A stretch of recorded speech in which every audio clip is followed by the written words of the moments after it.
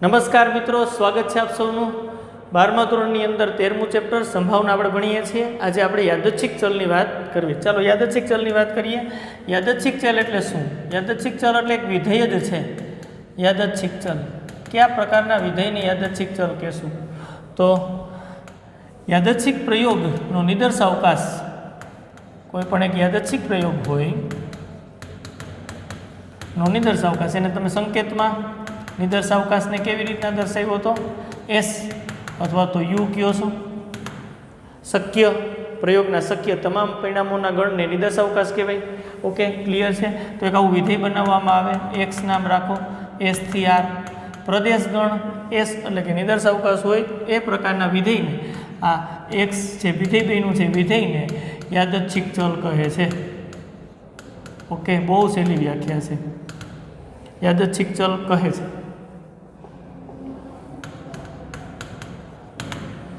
Ready? Okay, એક વિધેય એવું બનાવવું હોય તો બનાવી શકાય સમજવા માટે. ચાલો એક એવું વિધેય બનાવીએ. તો એક વિધેય આપણે બનાવવું હોય તો સૌથી પહેલાં શું લેવું પડે? તો કે યાદચ્છિક પ્રયોગ લેવો પડે. તો યાદચ્છિક પ્રયોગની વાત કરીએ. યાદચ્છિક પ્રયોગ. ઓકે, એક પ્રયોગ આપણે લેવો છે. શું કરવાનું છે? તો કે આપણે એક સમતોલ સિક્કાને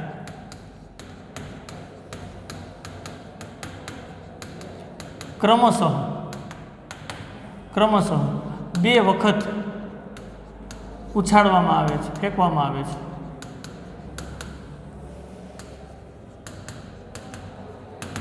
આપણો યાદચ્છિક પ્રયોગ થઈ ગયો. રેડી? હવે તમે સંભાવના તો જાણો છો. આ યાદચ્છિક પ્રયોગથી એનો નિદર્શાવકાશ લખી શકાય. નિદર્શાવકાશ એસ બરાબર શું થાય? અથવા તો યુ તમે કહો. તો સમતોલ સિક્કાને ક્રમશઃ બે વખત ઉછાળવામાં આવે તો આપણને ક્યાં ક્યાં પરિણામો મળે? એચ એચ મળે, અથવા તો એચ ટી મળે, અથવા ટી એચ અને ટી ટી. આ નિદર્શાવકાશ. એક વિધેય વ્યાખ્યાયિત કરવું છે. વિધેયને યાદચ્છિક ચલ કહેવાય. બહુ સહેલી વાત છે. વિધેય વ્યાખ્યાયિત કરીએ. ચાલો એક આ પ્રકારે વિધેય બનાવી શકાય. જો એક્સ પ્રદેશ ગણમાં એસ, સહપ્રદેશ ગણમાં આર, અને આવું આપણે વિધેય એક વ્યાખ્યાયિત કરવાનો પ્રયત્ન કરી. એક્સ ઓફ યુ બરાબર યુમાં, એટલે કે જે પરિણામ મળે છે એમાં છાપની સંખ્યા. ઓકે, જ્યાં પ્રત્યેક યુ છે એ તમારે નિદર્શાવકાશમાંથી લેવાનું. આ પ્રકારનું વિધેય વ્યાખ્યાયિત થયું. આ વિધેયને યાદચ્છિક ચલ કહેવાય. રેડી? રિઝલ્ટ આપણે શું શું મળે છે, એટલે કે પ્રતિબિંબ શું શું મળે છે એ જોવાનો પ્રયત્ન કરવો હોય તો આની અંદર એક્સ, આ યુ એટલે કે એચ એચ ક્રમશઃ બે વખત સમતોલ સિક્કાને ઉછાળો છો તો છાપ પડે, અને બીજી વખત એ છાપ પડે, એટલે એ રિઝલ્ટ થઈ ગયું, પરિણામ થઈ ગયું એચ એચ. આમાં આ એચ એચમાં છાપની સંખ્યા કેટલી? યુ એટલે આમ થઈ ને એચ એચમાં છાપની સંખ્યા. આ રિઝલ્ટ જે મળ્યું છે, પરિણામ મળ્યું છે, એમાં છાપની સંખ્યા કેટલી? એચ એચમાં છાપની સંખ્યા ક્લિયર તમને ખબર પડે કેટલી થઈ? તો કે 2. તો બસ આ જ રીતે બાકીના રિઝલ્ટ જે છે, બાકીના પરિણામો છે, એમાં ક્યાં ક્યાં પ્રતિબિંબ મળી શકે છે જોઈ લઈએ. એચ ટી હોય તો છાપની સંખ્યા 1 થઈ. ચાલો એવી જ રીતના ટી એચ હોય તો છાપની સંખ્યા 1. ચાલો વિધેય દ્વારા ટી ટી એનું પ્રતિબિંબ આવશે 0. Okay, clear? તો ચાલો આપણને આ રીતના દરેક પરિણામના પ્રતિબિંબ મળ્યા. હવે આ વિધેય બને છે કે નહીં એ ચેક કરવું હોય તો શું કરી શકાય? અહીંયા આપણે આ એસ લખીએ, એટલે કે H H, H T, T H અને ટી ટી. જોજો, અને સામે સપ્રદેશ ગણમાં તો આર છે. આર એટલે તો બધી જ વાસ્તવિક કિંમતો આવે ને ભાઈ. આનું પ્રતિબિંબ આપણને 2 મળે છે, આનું પ્રતિબિંબ આપણને 1 મળે છે. ઓકે, આનું પ્રતિબિંબ 1 મળે છે અને આનું પ્રતિબિંબ 0. અત્યારે ક્લિયર દેખાય છે આપણને. જુઓ, આ આકૃતિ ઉપરથી ક્લિયર દેખાય છે, કિરણ આકૃતિ ઉપરથી ક્લિયર દેખાય છે. એક્સ છે ને એ વિધેય છે. બસ આ વિધેયને જ યાદચ્છિક ચલ કહેવાય. કારણ કે પ્રદેશના દરેક ઘટકને સંગત અનન્ય ક્રમયુક્ત જોડ મળે છે એટલે વિધેય છે. કોઈમાંથી આમ આ કોઈ પણ પ્રદેશનો ઘટક છે એમાંથી 2 તીર નીકળતા નથી. વિધેય તમે જાણો છો, બસ એ જ વાત છે. એટલે કે આ વિધેય છે એટલે કે એવા પ્રકારના વિધેયને યાદચ્છિક ચલ કહેવાય. બહુ સિમ્પલ વ્યાખ્યા. કેવું વિધેય? તો કે જે વિધેયનો પ્રદેશ ગણ એસ એટલે કે નિદર્શાવકાશ હોય એવા પ્રકારના વિધેયને યાદચ્છિક ચલ કહેવાય. અમે બનાવ્યું એવી રીતના તમે અહીં લખે કોઈ કે યુમાં કાંટાની સંખ્યા તોય ચાલે. એક એવું વિધેય બનાવો કે જેનો પ્રદેશ ગણ છે એ નિદર્શાવકાશ એસ હોય તો એવા વિધેયને યાદચ્છિક ચલ કહેવાય. બહુ સિમ્પલ વાત છે. આગળ વધીએ ચાલો. આ વ્યાખ્યા થઈ ગઈ, આપણને ખબર પડી ગઈ, ક્લિયર વાત છે. તો હવે મારે શું કરવાનું છે? એનું સંભાવના વિતરણ. યાદચ્છિક ચલનું સંભાવના વિતરણ કેવી રીતના બનશે એની વાત કરી દઈ ચાલો ને. યાદચ્છિક ચલનું સંભાવના વિતરણ. ચાલો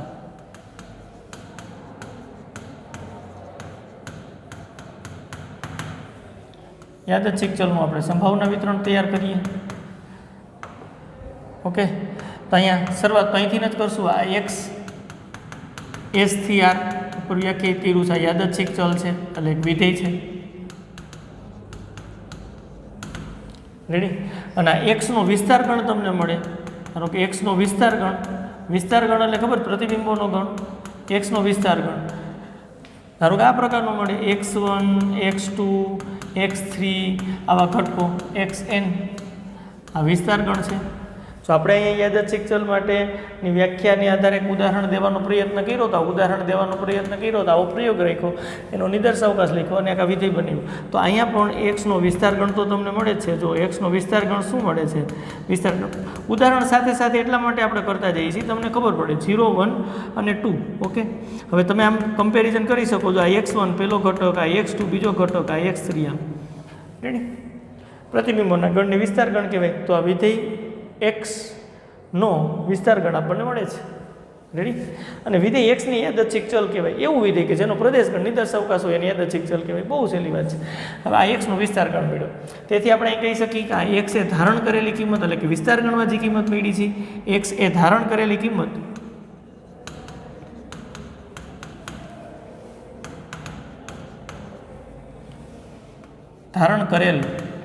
કરેલી કિંમત અથવા તો ધારણ કરેલ મૂલ્ય જે તમે લખો એક્સ આઈ ની સંભાવના વિતરણ તૈયાર કરવાનું છે. આની સંભાવના આપણને પી ઓફ એક્સ આઈ મળે છે. રેડી? આઈ બરાબર 1 2 3 એમ અપ ટુ એન સુધી લખી નાખું છું. એટલે x1 ની સંભાવના p ઓફ x1, x2 ની સંભાવના p ઓફ x2, xn ની સંભાવના p ઓફ xn આવી રીતના છે. તો બે શરતનું પાલન થવું જોઈએ ભાઈ. પહેલી શરત કઈ કે દરેક કિંમતની સંભાવના x1 જે મળે છે, x2 મળે છે, xn મળે છે, બધાની સંભાવના 0 કે 0 કરતાં મોટી થવી જોઈએ. i બરાબર અહીં આપણને ક્લિયરલી ખબર છે 1 2 3 એમ અપ ટુ n સુધી છે. અને બીજી એક શરત છે, બીજી શરત એ છે કે આમ સિગ્મા p ઓફ xi એટલે કે i બરાબર 1 થી n એટલે કે અહીંયા તમે સિગ્મા છોડો તો p of x1 plus p of x2 plus p of x3 આમ સરવાળો up to p of xn આ 1 થવું જોઈએ. આવું થાય તો વાસ્તવિક કિંમતોના ગણ કિંમતો કયો અથવા તો મૂલ્યો કયો p of x1 p of x2 એમ up to p of xn ને યાદચ્છિક ચલ x નું સંભાવના વિતરણ કહે છે. આ સંભાવના વિતરણ થઈ ગયું.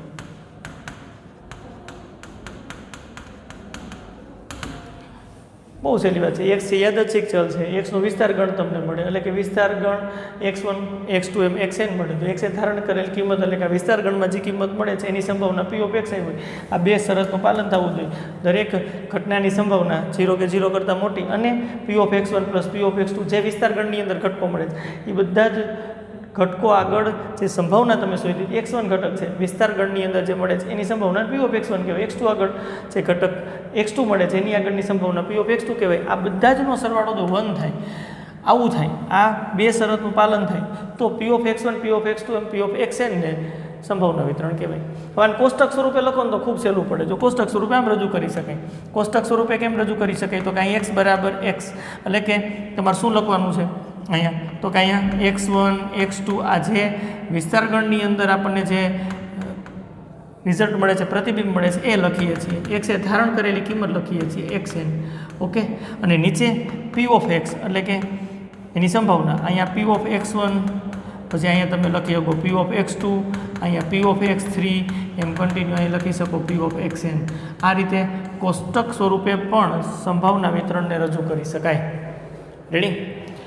આ બધી થિયરિકલ વાત થઈ. જેમ યાદચ્છિક ચલ માટે આપણે યાદચ્છિક પ્રયોગ લીધો, ઉદાહરણની અંદર એક વિધેય બનાવ્યું એટલે તમને ખબર પડી કે ભાઈ આ પ્રકારના વિધેયને યાદચ્છિક ચલ કહેવાય. એમ યાદચ્છિક ચલનું સંભાવના વિતરણ પણ એ જ ઉદાહરણની અંદર આપણે જોઈશું ખરેખર કેવી રીતના મળે છે. રેડી? એટલે એકદમ ક્લિયર થતું છે. ચાલો આગળ વધીએ. તો અહીંયા સુધી તો રેડી છે, વિસ્તાર ગણ આપણને મળી ગયો છે. ઓકે, તો હવે તમે ત્યાંથી જ આગળ વધી શકો. ધારો કે પી ઓફ x1 બરાબર આમ કમ્પેર કરો એટલે 0. હા, ટૂંકમાં એને પી ઓફ 0 લખી શકાય. આનું અર્થઘટન શું થાય હમણાં આપણે વાત કરતા તેવી રીતના. તો અહીંયા 0 એટલે શું? તો કે x1 બરાબર 0, x1 બરાબર 0 એટલે 0 એટલે શું? તો કે અહીંયા શું આવે છે? તો કે છાપની સંખ્યા. તો આનું અર્થઘટન એવું થાય કે છાપની સંખ્યા 0 એટલે કે 0 મળે, 0 મળે તે ઘટનાની સંભાવના. હવે આગળની થિયરી આપણને ક્લિયર થતી જાય. મેં કીધું હતું એક્સે ધારણ કરેલ કિંમત એટલે કે એક્સનો વિસ્તાર ગણ જે મળે છે, x1ની કિંમત 0 મળે છે. તો આ 0 આગળ સંભાવના શોધવાની છે, આ ઘટકની સંભાવના શોધવાની છે. એટલે શું? તો કે છાપની સંખ્યા 0 આવે એ ઘટનાની સંભાવના.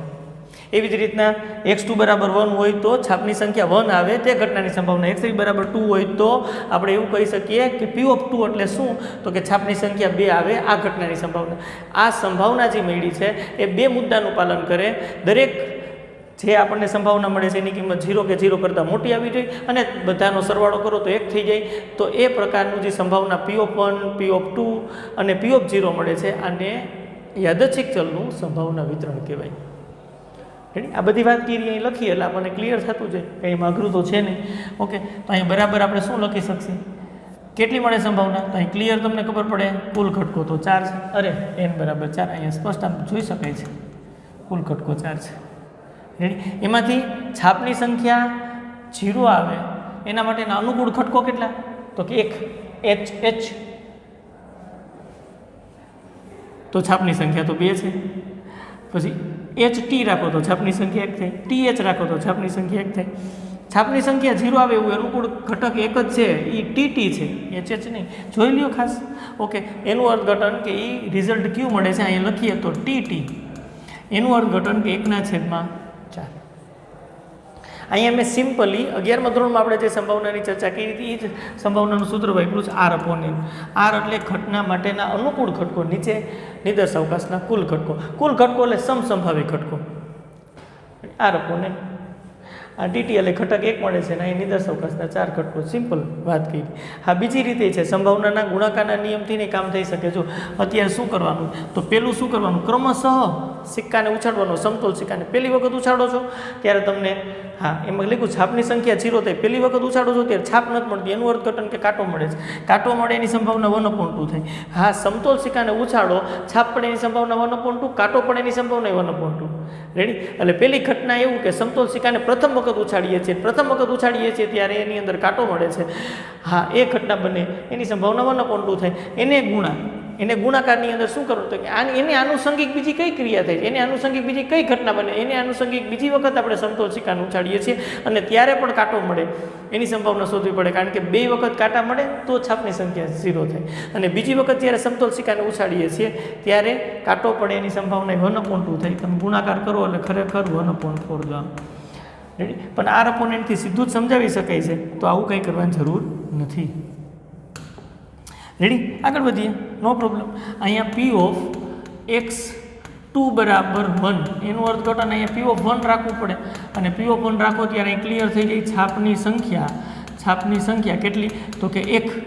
હા, 1 મળે તે ઘટનાની સંભાવના મારે કહેવાની છે. તે ઘટનાની સંભાવના કેટલી થાય? રેડી? તો એ ઘટનાની સંભાવના છાપની સંખ્યા 1 મળે એના માટેના અનુકૂળ ઘટકો ક્યાં ક્યાં છે એ આપણે અહીંયા લખી નાખીએ. એ ht છે અને th છે. ઓકે, એના માટેના અનુકૂળ ઘટકો 2 છે. ઓકે, અને કુલ ઘટકો 4. નિદર્શ અવકાશના કુલ સમસંભાવી ઘટકો 4 છે, 2/4. એ જ રીતે p ઓફ x3 બરાબર 2 રાખો અને p ઓફ 2 સિમ્પલી ભાષામાં આપણે કહી શકાય. તો અહીંયા જોઈ લ્યો, છાપની સંખ્યા કેટલી? તો કે 2 મળે તે ઘટનાની સંભાવના. સંભાવના. ઓકે, તો શું થશે? નિદર્શ અવકાશના કુલ ઘટકો 4 છે. છાપની સંખ્યા 2 ક્યારે મળે? તો કે એચ આ અનુકૂળ ઘટક ઘટના બંનેના માટેનું 1 છે, એની સંભાવના 1/4 મળી. ઓકે, આ ક્લિયર. આ નિદર્શ અવકાશ એના ઉપરથી યાદચ્છિક ચલ એટલે કે વિધેય અને પછી બધી જ જે વિસ્તાર ગણ આગળ જે કિંમતો મળતી હતી એક્સે ધારણ કરેલી કિંમત કહેવાય, એની આગળ સંભાવના શોધ લીધી. હવે આને કોષ્ટક સ્વરૂપે રજૂ કરો ને એને સંભાવના વિતરણ કહેવાય. કેનું? તો કે આ વિધેય એટલે કે યાદચ્છિક ચલ છે ને, સહેલું એકદમ. ઓકે, ઉદાહરણ એટલે સાથે સાથે આપણે સમજતા જઈએ છીએ. તો કોષ્ટક લખી નાખો. હવે ચાલો, તો કોષ્ટકની અંદર અહીંયા x બરાબર x, રેડી, x બરાબર 1 કોષ્ટક અહીંયા આપણે લખી નાખીએ છીએ. ચાલો, આ x બરાબર x, નીચે મારે સંભાવના લખવાની છે p ઓફ x. ઓકે, પહેલો ઘટક હતો x1 બરાબર 0, એની સંભાવના 1/4 આપણને મળી. ઓકે, અહીંયા x2 બરાબર 1 હતો અને એની સંભાવના આપણને 2/4 મળી. ઓકે, અહીં x3 બરાબર 2 હતું, એની સંભાવના આપણને 1/4 મળી. હમણાં આપણે વાત કરતા હતી બે મુદ્દાનું પાલન થાય છે? તો કે હા. પહેલો મુદ્દો શું હતો? એનો પહેલો મુદ્દો શું હતો? તો કે p of xi greater than or equal to 0, i બરાબર 1 2 3 એમ અપ ટુ n સુધી, પણ આમાં તો 3 જ છે કારણ કે x1 x2 x3.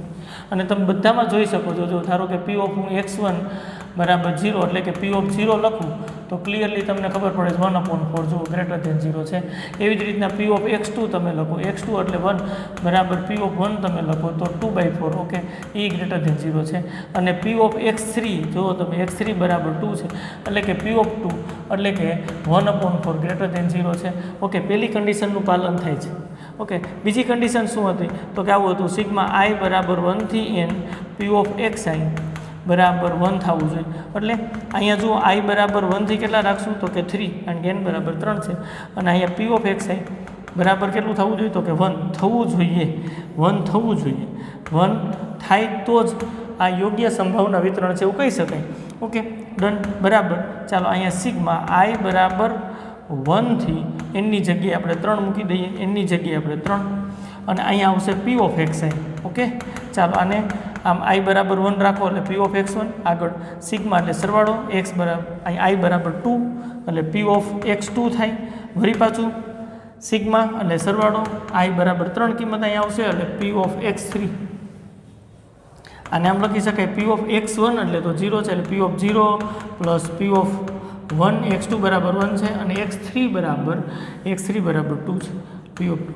ચાલો, p ઓફ 0 તમે લખો એટલે ક્લિયર ખબર પડે. p ઓફ 0 એટલે 1/4 આવે છે, p ઓફ 1 એટલે 2/4 અને p ઓફ 2 એટલે 1/4. સાદુરૂપ આપો તો 4 લસા ઉપર 4, 1 + 2 3 ને 1 4 અને બરાબર 1. ડન.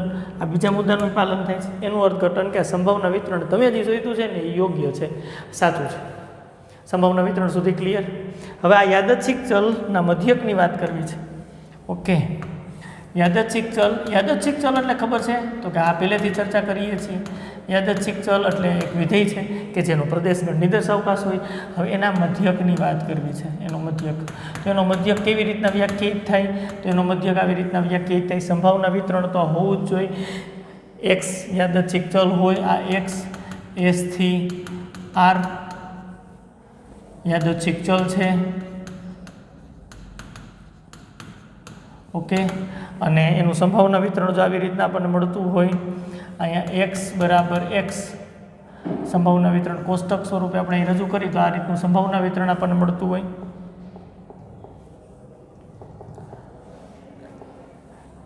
x નું સંભાવના વિતરણ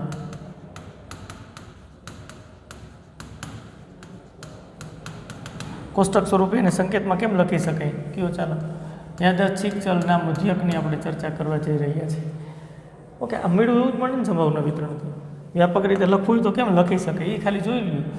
x બરાબર x અને નીચે એની સંભાવના p ઓફ x આપણે દર્શાવી શકીએ કોષ્ટક સ્વરૂપે.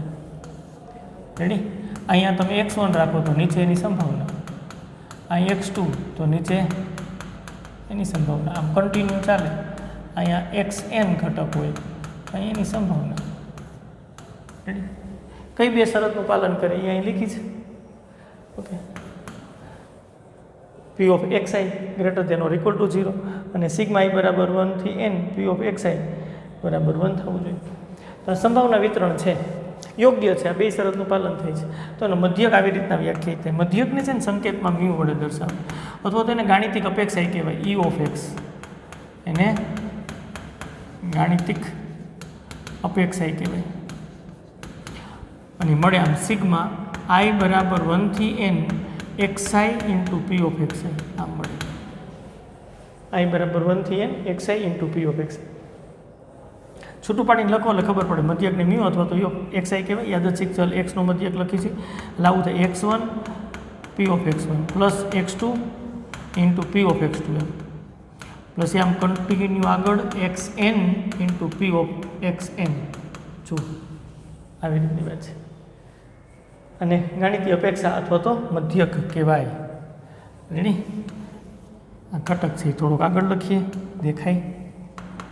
Plus xn into p of xn. Ready? હવે આ જ દાખલા માટે આપણે મધ્યક શોધવું હોય તો શોધી શકીએ. શું કરવાનું થાય? મધ્યક શું કરવાનું થાય તો કે આ સૂત્ર લાગે e ઓફ x બરાબર સિગ્મા i બરાબર 1 થી n xi into p of xi. હવે અહીંયા જુઓ તમે સિગ્મા i બરાબર 1 થી તમારે 3 સુધી રાખવું પડે xi અને p ઓફ xi કારણ કે આમાં તો x1 x2 x3 જ છે. ઓકે, તો આના બરાબર શું થશે? અહીંયા પહેલાં 1 રાખો તો x1 into p of x1 plus x2 into p of x2 અને plus x3 into p of x3. Ready? જો તો x1 બરાબર અહીંયા 0 છે, p ઓફ x1 એટલે એની સંભાવના 1/4 છે. ઓકે, પ્લસ x2 બરાબર અહીંયા 1 છે. ઓકે, p ઓફ x2 બરાબર 2/4 છે. ચાલો આગળ ડન. પ્લસ x3 બરાબર કેટલા છે? 2 છે. એ સરવાળા નિશાની છે 2 અને x3 ની સંભાવના એટલે p ઓફ x3 1/4. સાદુરૂપ આપો તો આ તો 0 થઈ ગયું. 4 લસા લ્યો ઉપર 2 આવે છે 2 એટલે 4/4 એટલે 1. મધ્યક તો કોઈ પણ સંખ્યા આવી શકે, આપણને જવાબ 1 મળે છે. રેડી? હજી એક વાત છે, યાદચ્છિક ચલનું વિચરણ અને વિચરણનું વર્ગમૂળ લ્યો એને પ્રમાણિત વિચલન કહેવાય. એ વ્યાખ્યાયિત કરી દઈએ. ચાલો, યાદચ્છિક ચલ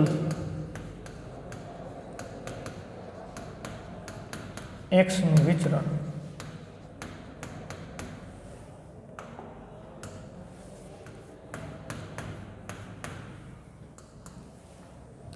રેડી? એને વેરિયન્સ ઓફ x, વિચરણને આમ કહેવાય વેરિયન્સ ઓફ x અથવા તો સિગ્મા x સ્ક્વેર વડે દર્શાવાય.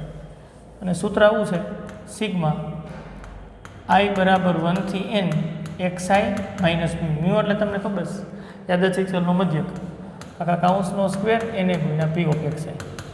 આ રીતે વ્યાખ્યાયિત કરવામાં આવે. રેડી? આને સરળ સ્વરૂપમાં ફેરવવું હોય તો સાદુરૂપ આપી દો એટલે સરળ સ્વરૂપમાં ફરી શકે. આપી દઈએ. ચાલો, વેરિયન્સ ઓફ x બરાબર ચાલો સિગ્મા i બરાબર 1 થી n અહીં કાઉન્સ છોડ નાખો xi square minus 2xi into mu plus mu square એને ગુણ્યા p ઓફ xi. ઓકે, ચાલો જે આગળ સિગ્મા i બરાબર 1 થી n અહીં ગુણાકાર કરી નાખો xi સ્ક્વેર એને ગુણ્યા p of xi minus 2 mu xi એને ગુણ્યા p ઓફ xi અને પ્લસ મ્યુ સ્ક્વેર એને ગુણ્યા p ઓફ xi. ખાલી ગુણાકાર કર્યો છે, નવું કંઈ નથી કર્યું.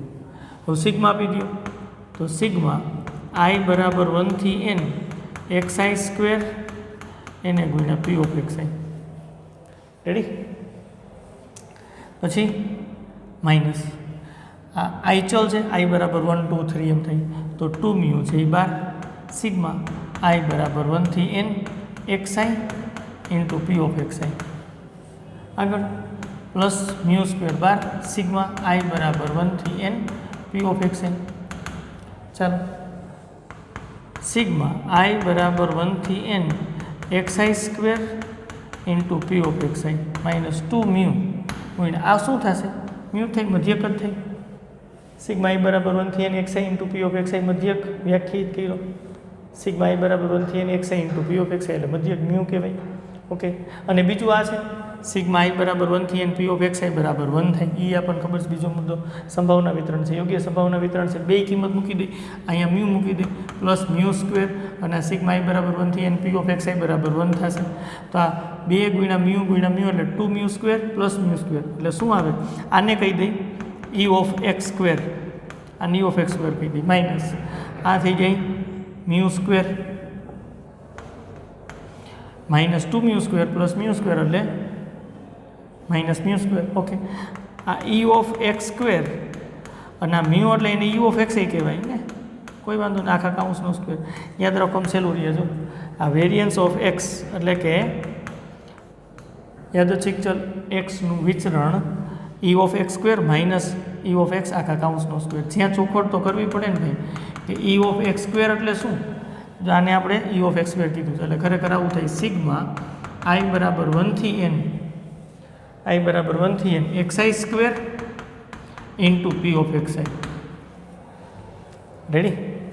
તો આ રીતે યાદચ્છિક ચલ એક્સનું વિચરણ આપણને મળે. અહીંયા લખી શકાય સામે સૂત્ર આમે e of x square minus e of x આખા કાઉન્સનો સ્ક્વેર, જ્યાં e ઓફ એક્સ સ્ક્વેર બરાબર સિગ્મા i બરાબર 1 થી n xi સ્ક્વેર એને ગુણ્યા પી ઓફ એક્સ આઈ.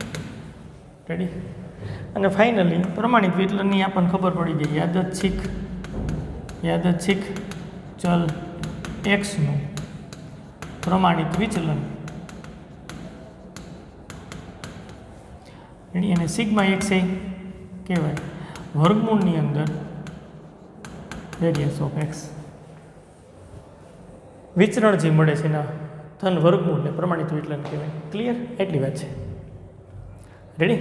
દાખલામાં આવી જાય પાછા ક્યાં સુધી પહોંચાતા છું? મધ્યક શોધી દીધો હતો. આ બે મુદ્દા ચેક કરી નાખ્યા હતા. હવે આનું વિચરણ શોધવું છે, આ દૂર કરી નાખીએ. ચાલો, આ મુદ્દાની તમને ખબર પડી ગઈ છે. બધા જની સંભાવના 0 કરતાં મોટી છે. 0 કે 0 કરતાં મોટી હોવી જોઈએ. બીજું પી of x1 plus P of x2 plus P of x3 સરવાળો કર્યો તો 1 મળ્યો. ઓકે, ચાલો તો શું શોધવું પડશે વિચરણ માટે? e ઓફ એક્સ સ્ક્વેર શોધવું પડશે. અને આવું છે સિગ્મા i બરાબર 1 થી n xi square into P of xi આવું છે. રેડી? તો હવે આ શોધવું હોય તો અહીંયા જુઓ જોઈએ i બરાબર 1 થી 3 લેવું પડે. આપણે વિસ્તારના 3 જ ઘટકો છે એટલે xi square P of xi. Okay, ચાલો તો આ શું થઈ ગયું? x1 square into P of x1 plus x2 square into P of x2 plus x3 square into P of x3. Done. ચાલો આગળ વધો. x1 સ્ક્વેર એટલે અહીં 0નો સ્ક્વેર એને ગુણ્યા 1/4 પ્લસ x2 એટલે 1 છે એનો સ્ક્વેર અને પી ઓફ x2 એટલે 2/4 છે 2/4. ચાલો પ્લસ x3 એટલે 2 છે એટલે 2નો સ્ક્વેર ને પી ઓફ x3 એટલે 1/4 છે. સાદરૂપ આપો તો 0 છે પ્લસ 2/4 પ્લસ 4/4. ઓકે, તો 4 લસાવી 2નો સ્ક્વેર એટલે 4 થાય. અહીંયા 6 આવશે. 4 પ્લસ 2 એટલે સાદરૂપ આપો તો 3/2 આવું થાય. રેડી? તેથી યાદચ્છિક ચલ એક્સનું વિચરણ વેરિયન્સ ઓફ એક્સ બરાબર શું થાય? તો કે e of x square minus e of x આખા કાઉન્સનો સ્ક્વેર. જો e ઓફ એક્સ સ્ક્વેર આપણને શું મળ્યું? અહીંયા આ e ઓફ એક્સ સ્ક્વેર આપણને શું મળ્યું? તો એ આપણને મળ્યું છે 3/2 e ઓફ એક્સ સ્ક્વેર જ છે. અને e ઓફ એક્સ આપણને શું મળ્યું? e ઓફ એક્સ બરાબર 1 મળે છે એટલે માઇનસ આ 1 આખા કાઉન્સનો સ્ક્વેર એટલે 1નો સ્ક્વેર બરાબર આવું થાય 3/2 માઇનસ 1 3/2 માઇનસ 1 આવે છે. તો 2 લસા લ્યો સામે 3 માઇનસ 2 એટલે 1/2. તો યાદચ્છિક ચલ એક્સનું વિચરણ 1/2. પ્રમાણિત વિચલન વર્ગમૂળ લઈ લ્યો. પ્રમાણિત વિચલનમાં વર્ગમૂળ લઈ લ્યો. ચાલો આ વિચરણ તો થઈ ગયું. હવે ફાઇનલી એક છેલ્લા મુદ્દાની વાત કરી નાખીએ. શું? સિગ્મા એક્સ એટલે કે વર્ગમૂળની અંદર વેરિયન્સ ઓફ એક્સ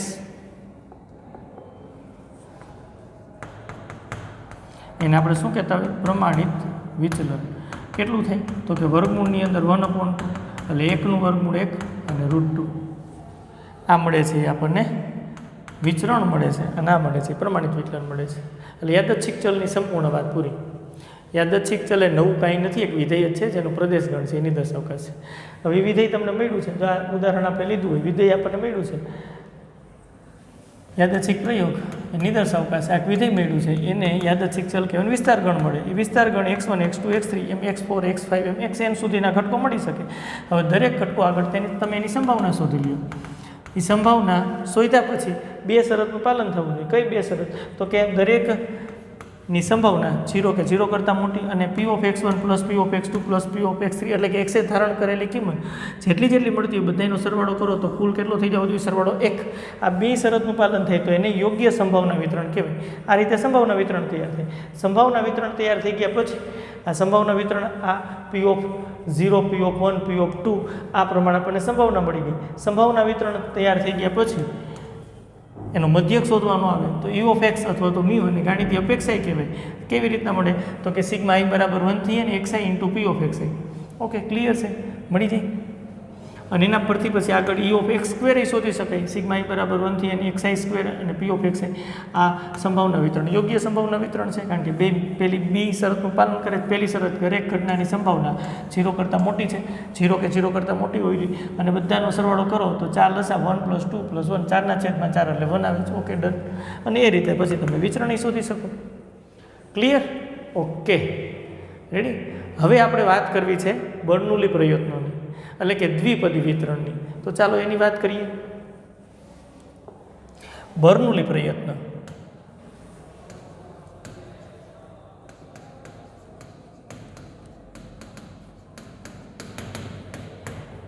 ચાલો, આ બહુ સહેલી વાત છે. યાદચ્છિક પ્રયોગના 2 જ શક્ય પરિણામો હોય. ક્યાં? તો કે સફળતા અને નિષ્ફળતા. એવો યાદચ્છિક પ્રયોગ આપણે લેવાનો કે યાદચ્છિક પ્રયોગના 2 જ શક્ય પરિણામો હોય. યાદચ્છિક પ્રયોગના 2 જ શક્ય પરિણામો, સફળતા એટલે કે S તથા નિષ્ફળતા એટલે કે ફેલ. આવી રીતના છે. ઓકે, અને આ યાદચ્છિક પ્રયોગનું n વખત પુનરાવર્તન કરવામાં આવે. આ યાદચ્છિક પ્રયોગનું n વખત પુનરાવર્તન કરવામાં આવે.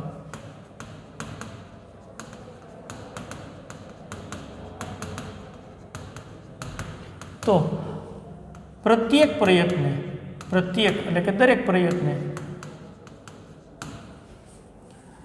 સફળતાની સંભાવના એટલે કે સફળતા મળવાની સફળતાની સંભાવના તમે એને p કહો તો p અચળ રહે. તો તેવા પ્રયત્નોને બર્નૌલી પ્રયત્ન કહેવાય.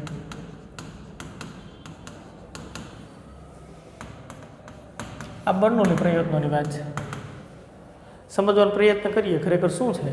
તો કે એક યાદચ્છિક પ્રયોગ તમારે એવો લેવાનો છે કે જેના 2 જ પરિણામો મળે. કયા 2 પરિણામો મળે? એક સફળતા અને બીજું કયું મળે? નિષ્ફળતા. તો ઉદાહરણ દ્વારા એ સમજતા જઈએ. આપણે અત્યારે જે આગળ પ્રયોગ જોયો તો એ જે સમતોલ સિક્કાને ઉછાળવાનો પ્રયોગ લઈએ, પણ 2 વખત નહીં, આ વખતે એક જ વખત ઉછાળીએ. સમતોલ સિક્કાને ઉછાળીએ છીએ. હવે સમતોલ સિક્કાને ઉછાળો એ સમયે આપણે એમ કંઈક છાપ અને છાપ જ પડે તો આપણને સફળતા મળી કહેવાય, જીતી ગયા કહેવાય. છાપ ન મળે, કાંટો મળે તો આપણે હેરા કહેવાય. તો આ એવો પ્રયોગ છે કે જેની અંદર 2 જ શક્ય પરિણામો છે. ક્યાં? તો કે સફળતા અને નિષ્ફળતા. તો છાપ પડે એને સફળતા કહીએ તો ઓટોમેટિક છાપ ન પડે એને નિષ્ફળતા કહેવાની થઈ.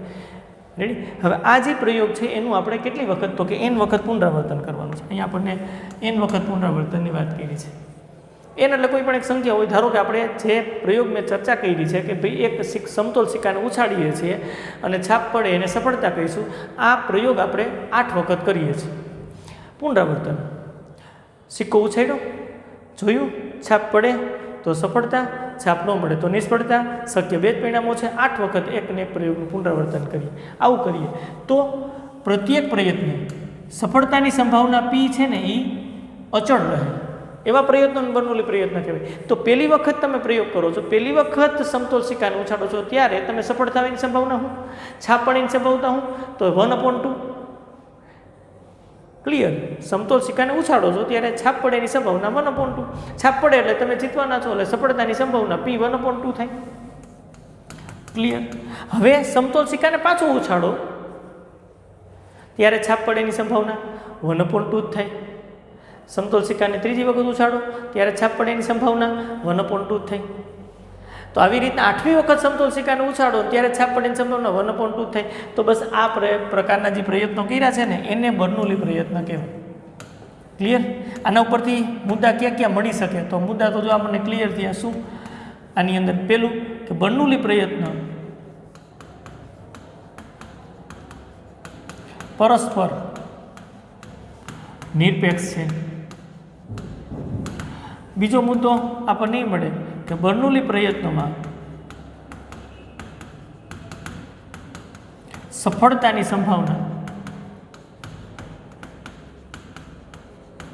P અચળ રહે છે, હમણાં આપણે વાત કરી, તથા નિષ્ફળતાની સંભાવના એને તમે ધારો કે Q વડે દર્શાવો, આ પણ અચળ રહે. ઓકે, તથા આ પાછું ક્લિયર છે, P + Q કરો ને તો 1 થાય. એટલા મુદ્દા આપણને મળે. તમે કહેશો કે હમણાં એક તમે પ્રયોગ કર્યો હતો ને એમાં તો ક્લિયર વાત હતી, તમે સમતોલ સિક્કાને ઉછાળ્યો, છાપ પડે તો તમે કીધું કે ભાઈ સફળતા, અને સફળતાની સંભાવના 1/2. છાપ ન પડે તો તમે નિષ્ફળ જાઓ છો, તેની સંભાવના 1/2. ઓકે, એ પ્રયોગમાં તો ઓકે 2 જ શક્ય પરિણામો છે, સફળતા અને નિષ્ફળતા. એના સિવાયના કેટલા બધા પ્રયોગો છે, એમાં કેમ આપણે 2 જ પરિણામો સફળતા અને નિષ્ફળતા કહી શકશું? તો કોઈ વાંધો નથી, પ્રયોગ ચેન્જ. સમતોલ પાસાને ઉછાળીએ. હવે સમતોલ પાસાને ઉછાળો તો પાસા ઉપર 1, 2, 3, 4, 5 અને 6 અંકિત કરેલા હોય, દેખીતી વાત છે. હવે તમે સમતોલ પાસાને ઉછાળો છો, હું એમ કહું કે 6 પડે, તો 6 પડે તો જ મને સફળતા મળશે, 6 ન પડે તો નિષ્ફળતા. તો જો યાદચ્છિક પ્રયોગના શક્ય 2 જ પરિણામો થયા. ક્યાં? તો કે સફળતા અને નિષ્ફળતા. સફળતા ક્યારે? તો કે પાસા પર 6 પડે તો, અને નિષ્ફળ ક્યારે? તો કે પાસા પર 6 ન પડે તો. ક્લિયર? હવે પહેલી વખત મેં સિક્કો ઉછાળ્યો, પહેલી વખત મેં પાસો ઉછાળ્યો, કારણ કે પ્રયોગ આપણે ચેન્જ કરી નાખ્યો, પાસા ઉછાળવાની વાત કરીએ. અને આ પાસો ઉછાળવાનો પ્રયોગ છે આપણે n વખત પુનરાવર્તન કરવું છે. n બરાબર એક સંખ્યા નિશ્ચિત કરી લઈ, ધારો કે 10. આ પ્રયોગનું મારે 10 વખત પુનરાવર્તન કરવું છે. પહેલી વખત મેં પાસાને ઉછાળ્યો તો એની અંદર 6 પડે તો હું સફળ થઈશ ને 6 ન પડે તો નિષ્ફળ. તો સફળતાની સંભાવના કેટલી? પહેલી વખત જ્યારે આપણે ફર્સ્ટ ટાઈમ પાસાને ઉછાળીએ છીએ ત્યારે સફળતાની સંભાવના કેટલી? તો કે P = 1/6. હવે દેખીતી વાત છે, પાસા ઉપર 6 પડશે તો જ હું જીતીશ, અને પાસા ઉપર તો 1, 2, 3, 4, 5, 6 અંકિત કરેલા છે. 6 માંથી કોઈ પણ અંક આવી શકે, અને એમાંથી 6 પડવાની સંભાવના કેટલી? તો કે અનુકૂળ ઘટક 1 જ છે, નિદર્શ અવકાશના કુલ ઘટકો 6 છે, એટલે 1/6. સામે નિષ્ફળતા મળવાની સંભાવના 5/6 થાય. દેખીતી વાત છે, કારણ કે 6 સિવાયનો કોઈ પણ અંક પડે, 3 પડે તો હું હારી જાઉં, 2 પડે તો હું હારી જાઉં. તો આપણે બર્નોલી પ્રયોગોની વાત કરીએ છીએ, મેચ થાય છે એકદમ. 2 જ શક્ય પરિણામો છે, સફળતા અને નિષ્ફળતા. કોઈ પણ પ્રયોગ તમે આવી રીતના ગોઠવી શકો, બનાવી શકો. રેડી? હવે બીજી વખત ધારો કે આપણે પાસાનો ઉછાળ્યો, તો ત્યારે હું સફળ થવાની સંભાવના કેટલી? સફળતાની સંભાવના કેટલી? કારણ કે મેં કીધું 6 પડે તો સફળ થશું, તો સફળતાની સંભાવના તો ક્લિયરલી 1/6 જ થાય. હવે જો બીજી વખત જ્યારે સમતોલ પાસાને ઉછાળવામાં આવે છે, તો પહેલી વખત સમતોલ પાસાને ઉછાળ્યો છે, જે અંક પડ્યો હોય એટલે કે એની સંભાવનાની કોઈ અસર પાછો પુનરાવર્તન પ્રયોગ કરીએ છીએ ત્યાં થતી નથી. એટલે મેં આ શબ્દ વાપર્યો છે કે બર્નોલી પ્રયત્નો પરસ્પર નિરપેક્ષ હોય છે. તમે બીજી વખત સમતોલ પાસાને ઉછાળો એટલે પ્રયોગ પહેલેથી શરૂ કરવા થાય. આગળનો પ્રયોગ થઈ ગયો છે, એની સંભાવનાની કોઈ પણ અસર હવે પછી રહે નહીં, પહેલેથી પાછી વાત શરૂ થાય. અને ત્યારે તમે સફળ થવાની સંભાવના 1/6 અને Q નિષ્ફળ જવાની સંભાવના કેટલી થાય? તો કે 5/6. કારણ કે 6 સિવાયનો કોઈ અંક આવશે તો તમે નિષ્ફળ જશો. કન્ટિન્યુ એવી જ રીતના તમે આગળ વધો. છેલ્લે 10મી વખત જ્યારે તમે પાસાને ઉછાળો છો ત્યારે સફળતાની સંભાવના 1/6 અને નિષ્ફળતાની સંભાવના કેટલી થઈ 5/6. તો તમે દરેક વખતે જુઓ સફળતાની સંભાવના અચળ રહે છે ભાઈ, એટલે અહીં લખ્યું છે સફળતાની સંભાવના અચળ, અને સિમિલર નિષ્ફળતાની સંભાવના પણ અચળ રહે છે, કારણ કે એ 5/6 આવે. હજી એક મહત્વની વાત, આ બેનો સરવાળો કરો તો 6 અને ઉપર 5 + 1 એટલે 6, એનું અર્થઘટન 1 થાય છે. 6/6 1, બધાયમાં સરવાળો 1 થાય છે, એટલે કે P + Q = 1 થાય. આ પ્રકારની વાતને બર્નોલી પ્રયત્નો કહેવાય. હવે એકદમ ક્લિયર થઈ છે? Okay, ready. હવે દ્વિપદી વિતરણની વાત આપણે કરી શકીએ. ચાલો દ્વિપદી વિતરણની વાત કરીએ. દ્વિપદી વિતરણ,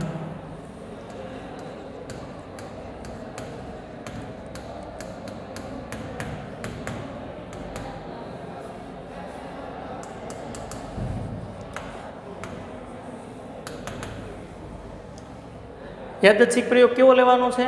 હા, કે જેના બે જ શક્ય પરિણામો હોય. આપણે યાદચ્છિક પ્રયોગ એવો લેવાનો છે, યાદચ્છિક પ્રયોગના બે જ શક્ય પરિણામો.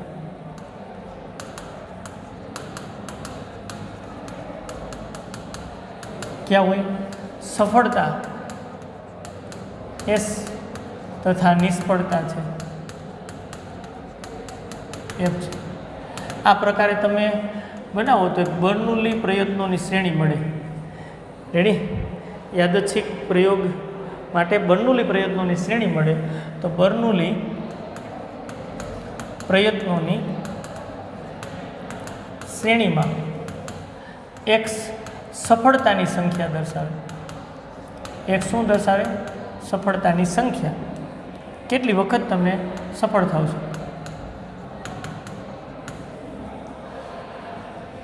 બર્નોલી પ્રયત્નની શ્રેણી એટલે હમણાં આપણે 10 વખત પ્રયોગનું પુનરાવર્તન કર્યું હતું, આ શ્રેણી થઈને પહેલી વખત, બીજી વખત, ત્રીજી વખત. હવે એમાં તમે કેટલી વખત સફળ, 10માંથી તમે કેટલી વખત સફળ થાવ છો? 10 વખત મેં પાસાને ઉછાળ્યો તો છેલ્લે આપણને ખબર પડી, જો પ્રયોગ કર્યો 10 વખત ઉછાળ્યો, છેલ્લે ખબર પડી કે એમાં હું 3 વખત જીતું, x = 3 વખત જીતવાની સંભાવના મળે. 3 વખત જીતે એની વાત છે. એક સફળતાની સંખ્યા દર્શાવે છે. પછી આપણે એની સંભાવના શોધશું, એને સંભાવના વિતરણ કહેવાય. દ્વિપદી વિતરણની અત્યારે વાત કરીએ છીએ. રેડી? તો x શું દર્શાવે? સફળતાની સંખ્યા. તો x બરાબર, હમણાં આપણે આગળના પ્રયોગની વાત કરીએ તો એમાં આવું હોઈ શકે 0 1 2 3, આમ આગળ વધતા 10. હવે તમને એમ થાય કે આવું કેમ? હવે તમે 10 વખત પાસાને ઉછાળતા હતા, એટલે પ્રયોગનું 10 વખત પુનરાવર્તન કરતા હતા. x શું દર્શાવે? સફળતાની સંખ્યા. 10 વખત પાછો ઉછાળ્યો અને x બરાબર હું 0 લખું એટલે તમને ખબર પડે શું વાત થઈ કે 10 વખત તમે નિષ્ફળ ગયા, એકેય વખત તમે જીત્યા જ નહીં. હા, x બરાબર હું ધારો કે 5 રાખું તો ક્લિયર તમને ખબર પડે 10 વખત પાછો ઉછાળ્યો, એમાં 5 વખત તમે જીત્યા, 5 વખત હારી ગયા. રેડી? આવી રીતની વાત. x સફળતાની સંખ્યા દર્શાવે. તો આનું સંભાવના વિતરણ જો આવું થાય, આનું સંભાવના વિતરણ આપણે આમ લખી શકીએ. P of x બરાબર NCx. હા, n શું છે એ ખબર છે ને? n વખત યાદચ્છિક પ્રયોગનું પુનરાવર્તન કરવામાં આવે છે. P⁻x અને Q⁻n−x. આ યાદચ્છિક પ્રયોગનું n વખત પુનરાવર્તન કરવામાં આવે છે.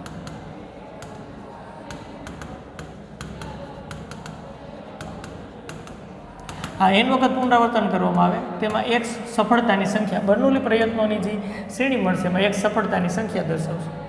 ઓકે, આ આપણને P of x મળે છે. x બરાબર શું તમે રાખી શકો તો કે 0 1 2 3 એમ ક્યાં સુધી? તો કે n વખત તમે પ્રયોગનું પુનરાવર્તન કર્યું છે ને, તો x બરાબર n રાખો તો અહીંયા P of n મળે. P of n એટલે તમે n પ્રયત્ન કર્યા, એને n વખત તમે જીતી જાવ એની સંભાવના. એમ ક્લિયર છે? x છે એ સફળતાની સંખ્યા દર્શાવે છે. તો આ પ્રકારના વિતરણને દ્વિપદી સંભાવના વિતરણ કહેવાય. અને શું કહેવાય? દ્વિપદી સંભાવના વિતરણ. હજી P મળે છે અને આ x છે એને દ્વિપદી યાદચ્છિક ચલ કહેવાય. રેડી? હવે દ્વિપદી શા માટે કીધું? પાછો પ્રશ્ન થાય ને આપણને. તો તમે આ વિસ્તરણ વિચારી શકો, અહીં વિસ્તરણ લખીએ આપણે, વિચારી શકો. જો Q + P એની n ઘાત. ચાલો આ વિસ્તરણ વિચારો, હમણાં ખબર આ વિસ્તરણ વિચારો એટલે તમે NC0 દ્વિપદી પ્રમેય આપણે ભણી ગયા છીએ. Qની કેટલી ઘાત આવે? n ઘાત અને Pની 0 ઘાત પ્લસ, ચાલો આગળ ગુણાકારમાં છે, NC1 Qની n-1 ઘાત અને Pની 1 ઘાત. આમ આગળ કન્ટિન્યુ NC2 ક્યુની n-2 ઘાત અને p², આમ કન્ટિન્યુ છેલ્લે શું આવશે NCn ક્યુની 0 ઘાત અને pની કેટલી ઘાત આવશે n ઘાત. આનું વ્યાપક પદ લખવું હોય તો આમ કોઈ પણ એક લખવું હોય તો tx+1 નું પદ લખવું હોય તો લખી શકાય. હા, જો આ t1 છે, આ t2 છે, આ t3 છે. તમે જુઓ t3 છે તો NC2 આવે છે, t2 છે તો NC1 આવે, તો ક્લિયરલી અહીંયા તમે કહી શકો અહીંયા tx+1 તો NCx આવશે, t3 છે તો NC2 આવે છે, t2 છે તો NC1 આવે છે. ઓબ્ઝર્વેશન કરી શકાય.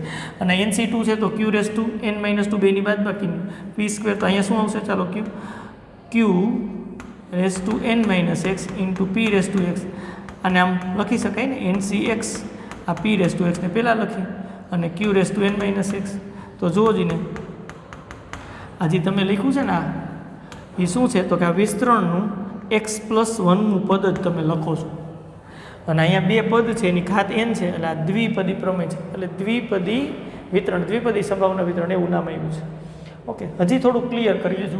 આ ખરેખર કેટલું થાય ખબર છે, આ બેનો સરવાળો 1 હમણાં કીધું, p એટલે સફળતાની સંભાવના જ, q એટલે નિષ્ફળતાની સંભાવના જ 1 થઈ. ઓકે, તો આને હજી કેમ લખી શકાય, આ તો ક્લિયર થયું, આને કેમ લખી શકાય, તો આને આમ લખી શકાય. પાછું અહીં લખું છું q + p એની n ઘાત બરાબર, આને સિગ્મા સ્વરૂપે આમ લખી શકાય, સિગ્મા. જોજો ખાસ સિગ્મા શું લખી શકાય તો કે i બરાબર સિગ્મા, i બરાબર લખો 0 થી n સુધી છે એટલે 0 થી n, અહીંયા શું આવશે NCi અથવા તો ત્યાં x તમે રાખો તોય કાંઈ વાંધો નથી, આપણે અહીંયા x રાખી, ચિંતાની કાંઈ વાત નથી. x બરાબર 0 થી n NCx, x બરાબર પહેલાં 0 ચાલ તો કોઈ પણ રાખી શકાય અને અહીંયા આવશે p⁻x અને q⁻n-x. જો આને ખોલો વિસ્તરણ કરો, NC0 p ની 0 ઘાત અને qની n ઘાત એ જ છે પદ પ્લસ NC1 કન્ટિન્યુ તમે જુઓ તો આ મળે. અને આ શું છે તો કે આ 1 છે, 1ની n ઘાત એટલે તમને ખબર 1, તો જુઓ જીને સિગ્મા x બરાબર 0 થી n આ NCx p⁻x q⁻n-x બરાબર શું થાય છે 1. આપણે જો હમણાં યાદચ્છિક ચલ xનું સંભાવના વિતરણ જોયું હતું, પહેલા મુદ્દાની વાત હતી કે આ દરેકની સંભાવના, પહેલા મુદ્દાની વાત હતી જો આ યોગ્ય સંભાવના વિતરણ છે કે નહીં ત્યાંથી ખબર પડે. આ દરેકની સંભાવના 0 કે 0 કરતાં મોટી થવી જોઈએ, આ પહેલો મુદ્દો હતો. અને બીજો મુદ્દો કે આ સરવાળો જ મળી ગયો જો સિગ્મા x બરાબર 0 થી n NCx આ p⁻x q⁻n-x એટલે આ p(x) જ છે, આને આમે લખી શકાય સિગ્મા x બરાબર 0 થી n આ p(x) થઈ ગયું. અરે p(x) એને નામ આપ્યું છે એટલે કે xની સંભાવના x બરાબર તમે 2 રાખો તો 2 વખત સફળ થવાની સંભાવના, એ બધાનો સરવાળો કરો તો તમને ફાઇનલી 1 મળે છે. એટલે આને દ્વિપદી સંભાવના વિતરણ એવું કીધું. જો ક્લિયર, હવે ક્લિયર થાય છે. અને આ રીતે સંભાવના શોધી શકાય. આ સૂત્ર છે x બરાબર 0 થી આમ કન્ટિન્યુ અપ ટુ n સુધી. બે મુદ્દાનું પાલન થાય છે. આ પહેલો મુદ્દો છે અને આ બીજો મુદ્દો છે. રેડી? ક્લિયર? હવે આમાં n અને p છે ને એને દ્વિપદી યાદચ્છિક ચલના પ્રચલો કહેવાય. દ્વિપદી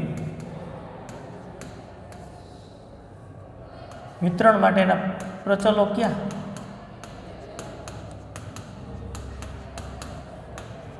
n તથા p છે. આનું મધ્યક શું થાય? n ગુણ્યા p. આનું વિચરણ NPQ. આ રીતે આપણને મધ્યક મળે, આ રીતે વિચરણ મળે. રેડી? આની અંદર પણ એક દાખલો લઈ અને પ્રેક્ટિકલી જોવાનો પ્રયત્ન કરીએ ખરેખર કેવી રીતના બને છે. n અને p છે દ્વિપદી વિતરણના પ્રચલો. દ્વિપદી યાદચ્છિક ચલ કયો તો વાંધો નથી, x ના પ્રચલો છે. કારણ કે તમે જુઓ આની અંદર p(x) n અને p મળી જાય તો નિષ્ફળતાની સંભાવના તો ઓટોમેટિકલી તમે શોધી શકો. કારણ કે p + q બરાબર 1 છે. આમ છે ને p + q બરાબર 1, તો q બરાબર શું થાય? 1 - શોધી શકો. રેડી? ઓકે, એક ઉદાહરણ લઈએ. ચાલો એક ઉદાહરણ આપણે વાત કરી છે એ પ્રમાણે લઈએ તો એક પાસાને 6 વખત ફેંકવામાં આવે છે એટલે n બરાબર 6 થયું. જો પાસાને ફેંકવાનો છે ને પ્રયોગ છે, પાસાને ઉછાળવામાં આવે છે પ્રયોગ છે, એકને એક પ્રયોગ આપણે 6 વખત કરવો, પુનરાવર્તન કરવાનું એટલે n બરાબર 6. અને અહીંયા સ્પષ્ટ લખ્યું છે શું? અયુગ્મ સંખ્યા મળવી એને સફળતા કહીશું. અયુગ્મ સંખ્યા પાસા પર અયુગ્મ સંખ્યા મળે, અયુગ્મ સંખ્યા મળે, પાસા પર અયુગ્મ સંખ્યા મળે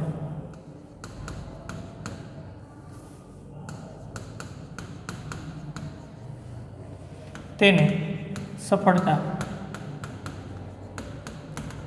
કહીશું. તો સફળતાની સંભાવના શું થાય? પાસા પર 1 2 3 4 5 6 અંકિત કરેલા હોય એમાંથી અયુગ્મ સંખ્યા કુલ ઘટકો થઈ ગયા 6 નિદર્શ અવકાશમાં, એમાંથી અયુગ્મ સંખ્યાઓ 1 3 અને 5 અને અનુકૂળ ઘટકો 3 થાય તો સફળતાની સંભાવના થઈ ગઈ 1/2. ઓકે, તેથી ક્યુ તમે મેળવી શકો. ક્યુ બરાબર શું થશે? તો કે 1 - p, કારણ કે p + q બરાબર 1 થઈ. તો ક્યુ બરાબર 1 - 1/2. Okay, clear. ક્યુ બરાબર 1/2 મળે છે તો આ સફળતાની સંભાવના મળી ગઈ, નિષ્ફળતાની સંભાવના મળી ગઈ, n બરાબર 6 મળી ગઈ. ઓકે, તો p of x લખી શકાય. p of x બરાબર શું થાય? તો કે ncx p⁻x q⁻n - x. Okay, done. ચાલો, p of x બરાબર ncx n બરાબર 6 છે, 6cx p એટલે 1/2 છે, x q એટલે 1/2 છે અને n - x. જો તો p of x બરાબર હજી સાદુરૂપ આપી દઈએ થોડુંક, તો આ 6cx 1/2 આ દર સરખા હોય તો થાય છે સાદુરૂપ ચાલે છે. ઘાતનો સરવાળો x કેન્સલ, n ઘાત. રેડી? n બરાબર તો 6 મૂકી દીધા છે તો મૂકી દો ને, અહીં મૂકી દો. આ x એમનો છે, એની જગ્યાએ 6 મૂકી દીધા છે તો અહીં 6 મૂકી દો. ચાલો અહીં 6 મૂકી દો. ઓકે, 6 - x અહીં 6. રેડી? હવે શું કીધું છે? x શું દર્શાવે છે? અહીં સ્પષ્ટ આપણે કહી દઈએ. અહીં x હા દ્વિપદી યાદચ્છિક ચલ છે. એ પહેલાં x શું દર્શાવે છે તમે કહો તો તમને ખબર પડે. x આપણે શું આ બર્નૌલી પ્રયત્નોની એક શ્રેણી થઈ, એમાં x છે એ સફળતાની સંખ્યા દર્શાવે. x એ સફળતાની સંખ્યા દર્શાવે છે.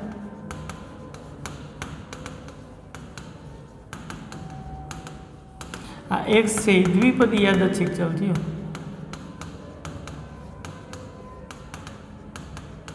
તો x ની કિંમત કઈ કઈ હોઈ શકે? x ની કિંમત 0 હોઈ શકે. x બરાબર 0 રાખો એટલે સફળતાની સંખ્યા 0 અને અહીં મૂકો x બરાબર 0. એનું અર્થઘટન કે તમે 6 માંથી એકેય વખત કે મેં ધારો કે સફળતાની વાત કરી હોય તો હું કે તમે એકેય વખત સફળ થતા નથી. ઓકે, અહીં એક લખી તો એક વખત સફળતા મળે એની સંભાવના. એમ x બરાબર સફળતાની સંખ્યા એ મૂકતા જાવ એટલે એની સંભાવના મળતી જાય 3 4 5 અને 6 વખત પુનરાવર્તન કરે છે. આપણને શું કીધું છે? તો 5 વખત સફળતાઓ મળે તેની સંભાવના કેટલી? તો શું કરવું પડે? x બરાબર કેટલા મૂકવા પડે? તો કે 5. x બરાબર 5. 5 વખત સફળતા મળે એની સંભાવના આપણે શોધવી. તો ચાલો આગળ વધીએ. તો અહીં શું થશે? p of 5 x બરાબર 5 ની વચ્ચે એટલે 6c5 1/2 6c5 એટલે 6 ઇન્ટુ 1/2 સાદુરૂપ આપો તો 3/2 3/32. આ રીતે આપણે 5 વખત સફળતાઓ મળે, 5 સફળતાઓ મળે એની સંભાવના આપણે શોધી લીધી. તો આ રીતે દ્વિપદી યાદચ્છિક ચલ અને દ્વિપદી વિતરણની પણ વાત થઈ ગઈ. રેડી? હવે આના મધ્યકની વાત કરવી હોય તો કરી શકાય. મધ્યક, આનો મધ્યક શું થાય? મધ્યક એટલે કે np. n બરાબર કેટલા છે? તો કે 6 અને p બરાબર કેટલા છે? તો કે 1/2. ફાઇનલી જો મધ્ય કેટલો મળે છે? 3. ઓકે, આના વિચરણની વાત કરી શકાય. વિચરણ શું થશે? વિચરણ બરાબર npq. ઓકે, n બરાબર કેટલા છે? 6, p એટલે 1/2, q એટલે 1/2. ચાલો અહીંયા કેટલા આવશે? 3/2. આ વિચરણ મળી ગયું, આ મધ્યક મળી ગયું. આના ઉપરથી આપણને એ વસ્તુ ક્લિયર થાય છે અને ખબર પડે છે શું કે મધ્યક અને વિચરણમાં મધ્યક એટલે np છે, વિચરણ એટલે npq છે. મોટું કોણ? જોવો જોઈએ 3 કે 3/2. એ કીધી વાત છે 3 મોટા થઈ એટલે વિચરણ કરતાં મધ્યક મોટો હોય, આવી રીતની વાત છે. રેડી? અહીંયા સુધી રાખશું. નેક્સ્ટ લેક્ચરની અંદર દાખલાઓ સાથે પાછા આપણે મળશું. આવજો. Thank you.